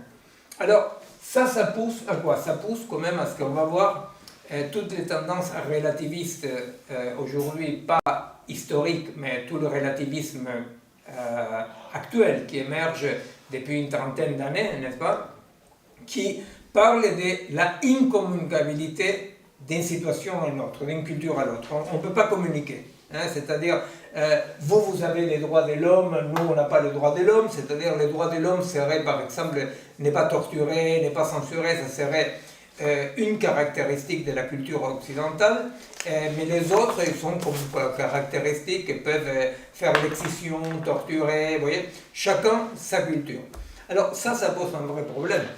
Ça pose un vrai problème parce qu'on s'est dit, non, on ne peut pas tout à coup vouloir rétablir un universel colonial, etc. D'abord parce que le cycle il est épuisé de lui-même, et deuxièmement parce que ce n'est pas non plus souhaitable. Mais alors, là, ça pose un problème que, justement, dans le développement d'une théorie de la situation, on devrait pouvoir trouver des réponses à cette apparente aporie de dire, mais alors, ça veut dire que ici, je peux torturer, ici, je ne peux pas torturer, mais c'est chacun sa vérité. Vous comprenez? C'est-à-dire, l'effet post-vérité du relativisme culturel est déjà celui-là. Après, c'est le hyper-relativisme, à chacun sa vérité. N'est-ce pas? À chacun sa vérité. Alors, au fait, on va voir la question de la science, quelque chose, l'appeler vérité scientifique, on va la voir parmi aussi les autres éléments, comme les droits de l'homme, comme les acquis féministes, comme les acquis des minorités sexuelles, etc. On va voir si est-ce qu'elle reste absolument capturée dans une situation relative, ou quelle est la possibilité de penser concrètement l'existence, l'influence de ces éléments-là dans les autres cultures, dans les autres situations. Mais avant ça, je voulais, juste comme on avait parlé des idées, on avait dit que l'universalisme bouge avec des idées, en mettant les idées du côté de ce qui n'existe pas et ce qui devrait exister. C'est-à-dire que les idées, dans le sens de vrai sens, non, mourir pour des idées, les idées, effectivement, c'est ce qui domine les réellement existants au nom de ce qui devrait être et par rapport au quoi les réellement existants devraient se mesurer. Alors vous savez, nous on a parlé l'année dernière beaucoup de cette catégorisation de Rodolphe Couch entre le monde del ser, que ça serait ce monde-là, le monde occidental, colonial, dans lequel on se mesure toujours par rapport à la barre universelle, n'est-ce pas? La mesure, Un devoir être. Un devoir être, absolument, un devoir être. Et Rodolphe Couch va dire, à vrai dire, les cultures non modernes colonisées par le manque à être, à vrai dire, sont des cultures del estar siendo, que nous on traduit par l'être là, comme on a mis dans le bouquin, qu'est-ce qu'on a mis être là, par les cultures del être là. Ça veut dire quoi l'être là? L'être là, ça veut dire tout bêtement que ce qui est toujours complet et comme ça. Justement, en revenant là avec les handicapés, non, tout à l'heure, eh bien, la catégorie d'handicapés est une catégorie justement archi-moderne del manque à être, non? Parce que finalement, il y a une sorte de surplus de souffrance pour la personne discapacitée qui est, peut-être sa discapacité l'empêche de bouger normalement, de raisonner normalement, etc. Mais en plus, il y a cette idée de très très dur de ne pas être comme on doit être. Il y a là, pour juste une parenthèse par rapport à l'handicap, toute idéalisation idéologique décoloniale, de que dans les mondes précolonial, les handicapés étaient très bien traités, ça sont des conneries absolues, n'est-ce pas?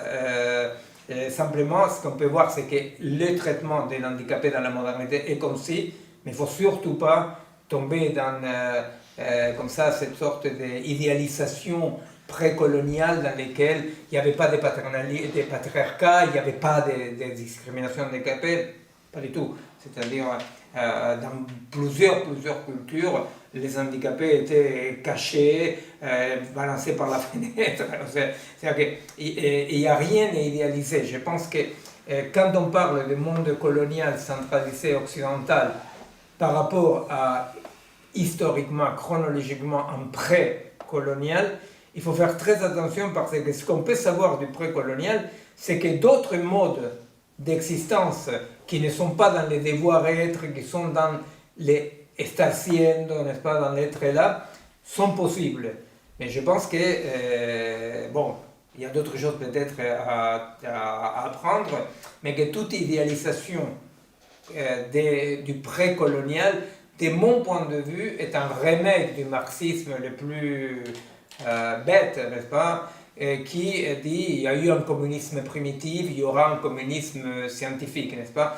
Et alors, une bonne partie du mouvement décolonial est absolument capturée par cet idéalisme assez tristounet, n'est-ce pas, qui passe son temps en train de projeter des paradis dans les précoloniales et pour dire, une fois qu'on va se débarrasser de la colonisation, ça sera le paradis.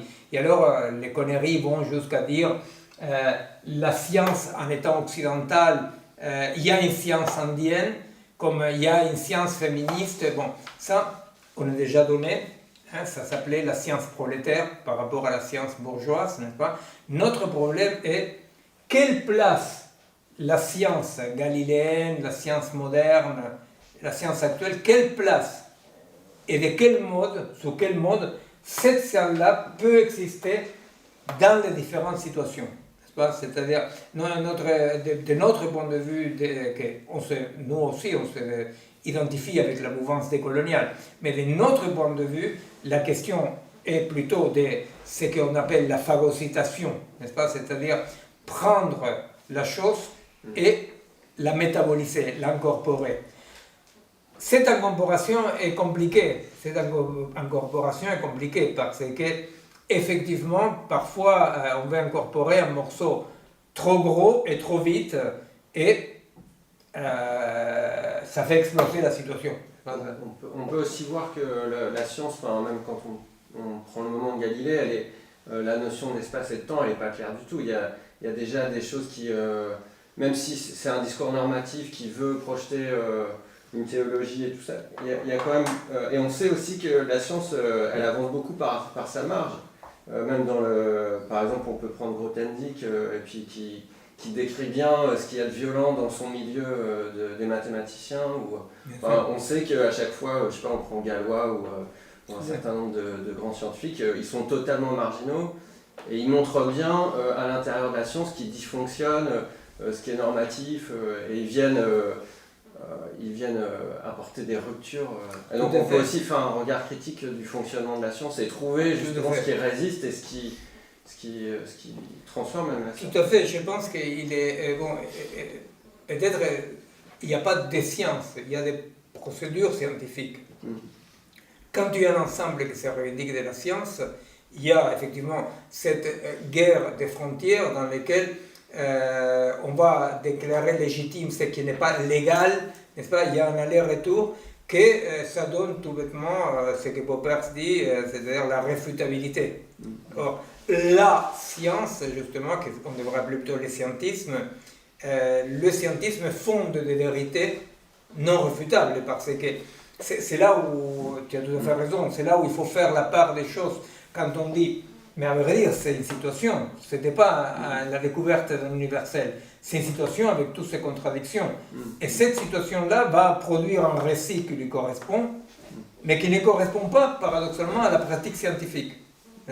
Et c'est là où c'est le ridicule de certains mouvements, certains penseurs de la décolonisation, qu'en contestant la science occidentale, ils ne se rendent pas compte que non, que ce qu'il faut contester, c'est le scientisme qui va établir contre la science des vérités universelles.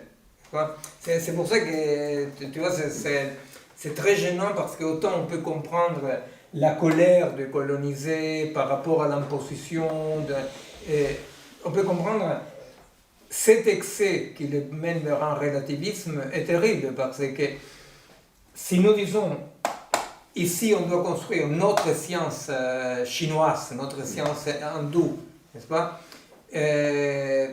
parce qu'on s'oppose à la vérité dévoilée, ce qui passe à l'as là, c'est les pratiques scientifiques réelles, que justement aucune pratique scientifique réelle accepte une vérité définitive universelle.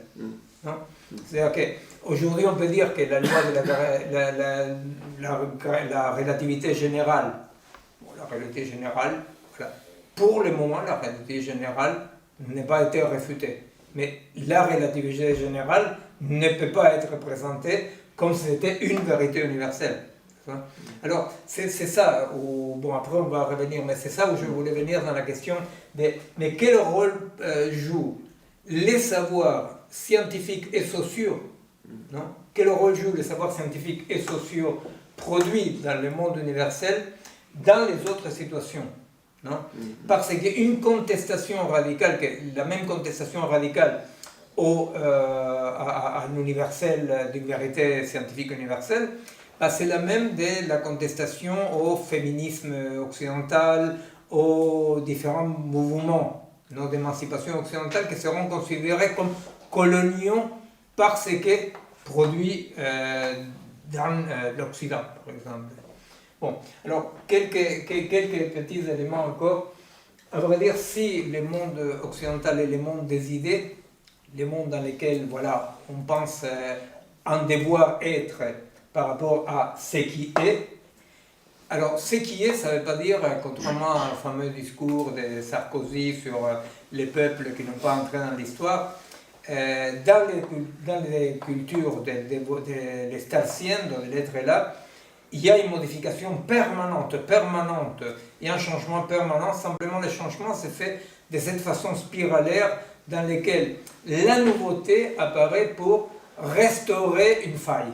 N'est-ce pas? Alors, cette nouveauté va apparaître pour restaurer une faille, donc ça exige une sorte d'assomption de cette complexité dans laquelle toute idée de table rase et dorénavant on va créer le nouveau est aberrante, non?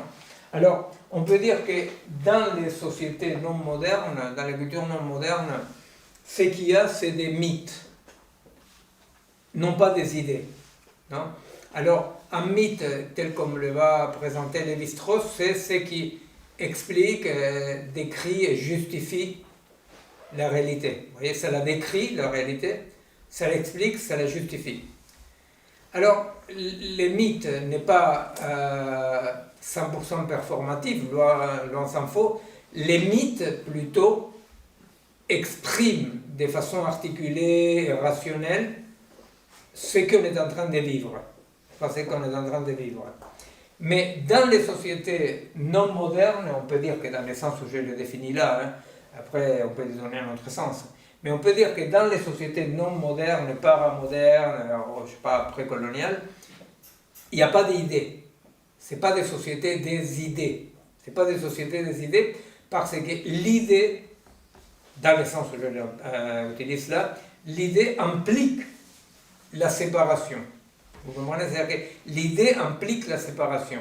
En tant que les mythes, tels comme ils sont produits par les processus même du devenir, les mythes sont une dimension des processus, mais pour qu'il y ait des idées de comment le monde doit être, eh bien pour qu'il y ait des idées, il faut qu'il y ait séparation. Ceci, effectivement, il faut encore, ça ne mène absolument pas à idéaliser des sociétés prémodernes ou paramodernes qui, comme ils n'ont pas d'idée de comment le monde doit être, seraient privés de se massacrer joyeusement, se violer, se triper. C'est-à-dire, alors, c'est quoi que nous voyons comme différence fondamentale qui à nous peut nous intéresser? Eh bien, les réels que nous trouvons dans les sociétés non modernes est la cohabitation de l'humain avec des cycles naturels, culturels, n'est-ce pas? C'est-à-dire que ce qu'ils auront en commun, sous des formes très différentes, c'est cette cohabitation pacifiée et harmonieuse avec des cycles dans lesquels l'espèce humaine, sous des formes différentes, est intégrée. Vous voyez? Et c'est là où il y a la bagarre actuelle. La bagarre actuelle, c'est il faut tout déréguler, n'est-ce pas? La mort de la mort, comme dirait l'autre, ou la dérégulation économique, la dérégulation des cycles.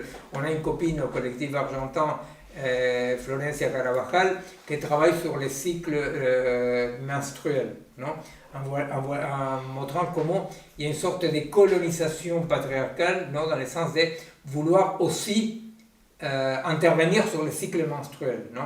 Et alors, au départ, ça surprenait parce que dire pourquoi est-ce qu'il y aurait toute une pensée, une activité autour de la menstruation?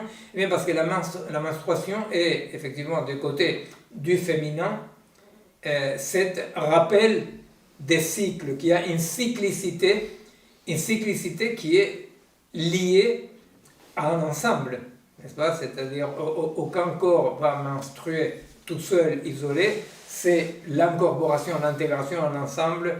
Alors, voilà, ce qu'on peut dire, loin de toute idéalisation, c'est que voilà, au moins, si pour notre société le problème c'est une dérégulation sauvage qui met en cause la survie des espèces, eh bien, ce qu'on peut dire, c'est qu'il y a des cultures qui peuvent vivre avec les cycles. Alors, et ces cultures-là, une fois encore, il n'y a aucune raison pour qu'elles soient privées des procédures scientifiques, il n'y a aucun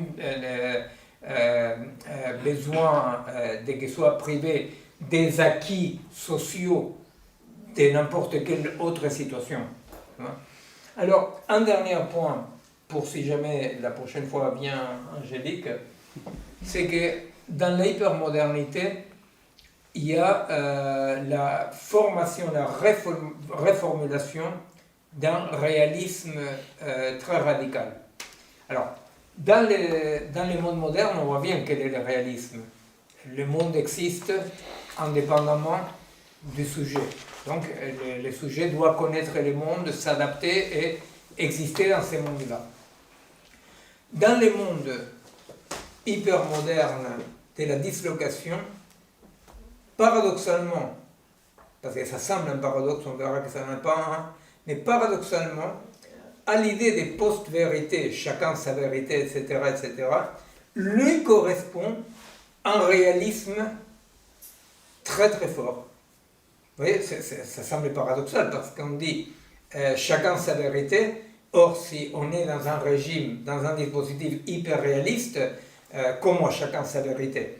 Eh bien parce que chacun sa vérité est le récit idéologique qui va cacher derrière un réalisme dans lequel les profils disloqués, eh bien, ils doivent s'accommoder, non, s'adapter, fitness, non, à une réalité existante qui est celle du fonctionnement.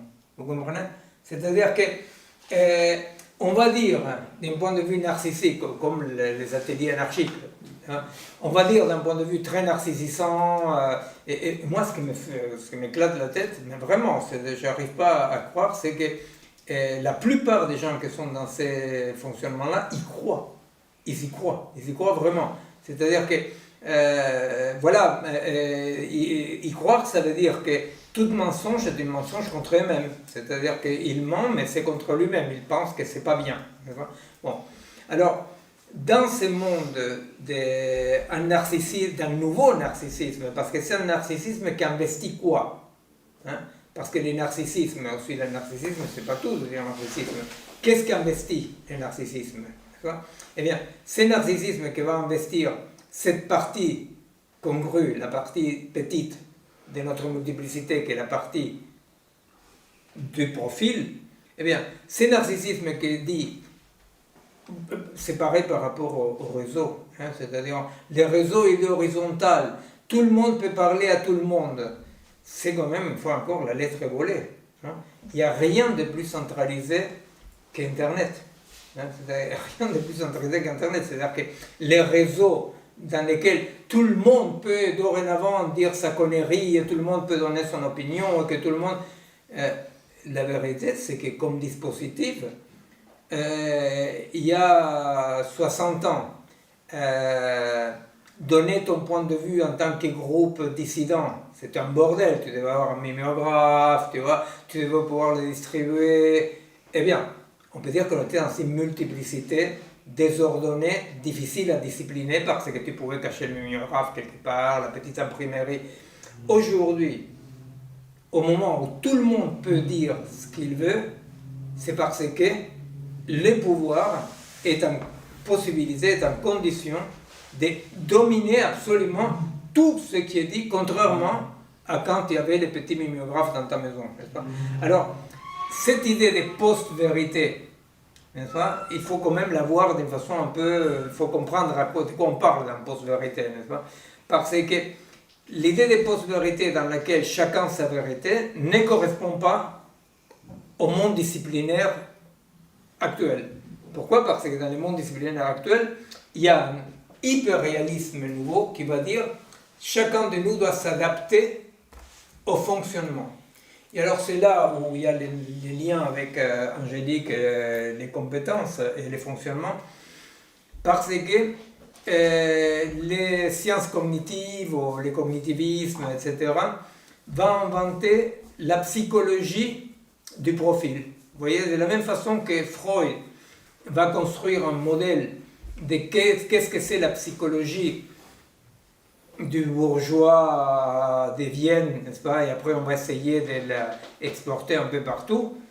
De la même façon, dans la construction de l'homme hypermoderne en tant que profil, il y a une invention de la psyché, non, qui est performative, non, parce qu'après on s'adapte.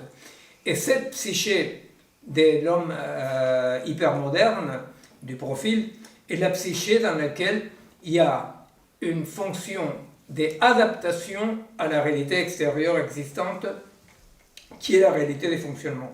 C'est pourquoi on va parler des biais cognitifs. C'est pour ça qu'on va parler des biais cognitifs. Alors, les biais cognitifs sont, vous le verrez par rapport à la pédagogie et compétences, les biais cognitifs, c'est la radiographie de l'idée des compétences. Pourquoi? Parce qu'effectivement, je dois aider à l'enfant à avoir une dynamique adaptative par rapport à un extérieur. Et c'est l'idée des biais cognitifs, c'est-à-dire, du coup, si moi je suis un individu de la modernité, c'est pas avec un antérieur, une antériorité, toutes des pulsions, des désirs, je fume. Alors je fume, on dit il fume parce que fumer, ça me fait un truc. Voilà. Si je suis un profil, je fume, je suis un dissident. Pour moi, je suis un dissident. Il y a un biais cognitif. C'est-à-dire que là, on voit par exemple les passages de l'individu au profil. Et quand nous voyons quelqu'un qui fume, demandez vous-même, non? C'est-à-dire, quelqu'un qui fume, de plus en plus, on a la perception normalisée qu'on est en train de voir quelqu'un qui se trompe. Vous voyez, les biais cognitifs. Vous comprenez? Quelqu'un qui se trompe. Si il ne se trompait pas, il ne pourrait pas fumer. Vous voyez?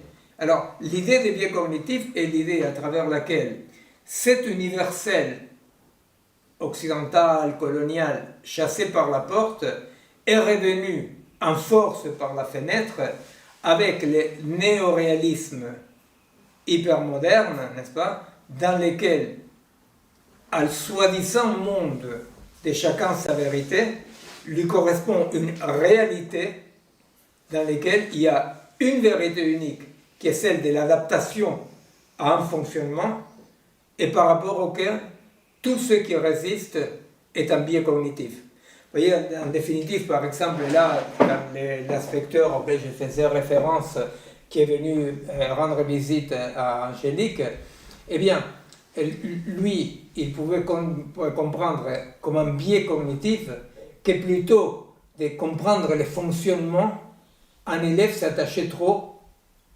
à une connaissance. Okay.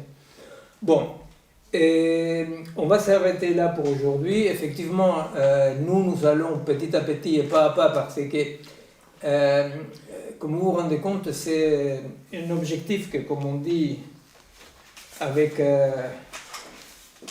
Jean-Michel Besnier, c'est humble mais ambitieux à la fois. Humble parce que, bon, on les fait comme on peut, et ambitieux parce que c'est très ambitieux, qui est de dire, si nous prétendons participer à la construction d'une théorie de la situation qui puisse se substituer à la jadis téléologie, non, vérité universelle, et à la dispersion, bah, c'est un sacré boulot. Alors nous, on va avancer petit à petit avec cette hypothèse que la bonne mesure est la situation.